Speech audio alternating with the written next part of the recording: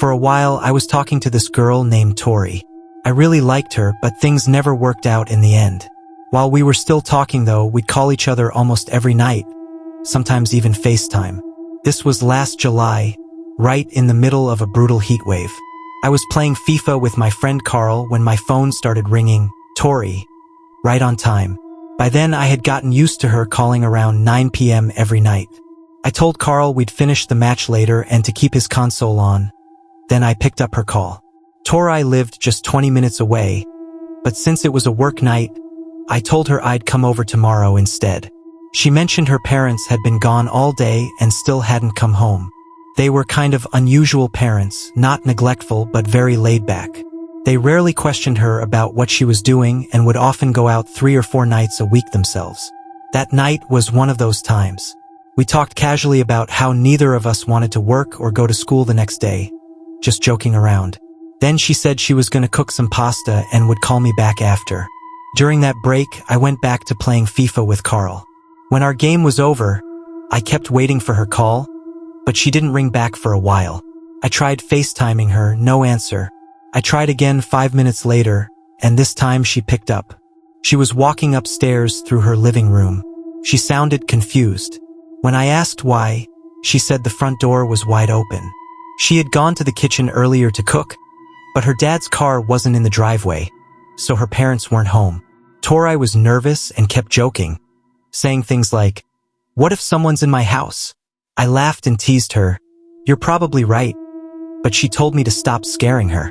A few minutes later, she went to her room, laid on her bed, then suddenly remembered she had left the pasta boiling too long. She rushed back downstairs, leaving her phone face down on her bed. All I could see was the ceiling and the colorful lights from her projector. Then I heard her shouting from downstairs, probably angry about her pasta. But right after that, I heard a noise from inside her room. Curious, I kept staring at the screen. That curiosity turned into horror when I suddenly saw a man's face appear in the frame. Just for a second. Only half of his face, but he was looking straight at the camera. I swear I made eye contact with him. Then he disappeared. My stomach dropped. I didn't know what to do. I couldn't scream for Tori because he might hear. I couldn't call her house phone. I didn't even know the number. But with the FIFA music still playing in the background of my room, he must have realized I was on the line. Panicking, I ran to get my house phone, kept Tori's call active and dialed 911. I told them to send police to her house immediately, explaining I couldn't talk much because of the situation. By the time I got back to my iPhone, Tori had returned upstairs with a steaming bowl of pasta, still speaking in her sweet, calm voice, apologizing for leaving me waiting. I was terrified.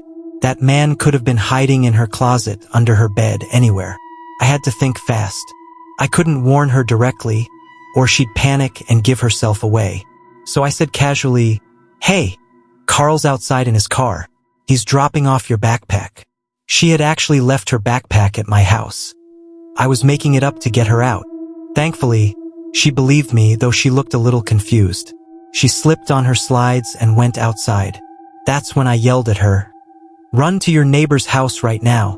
Someone's inside your house." She freaked out and started crying, pounding on her neighbor's door until they let her in. I rushed over immediately. By the time I got there, the police were already inside searching, but unfortunately, the intruder had escaped.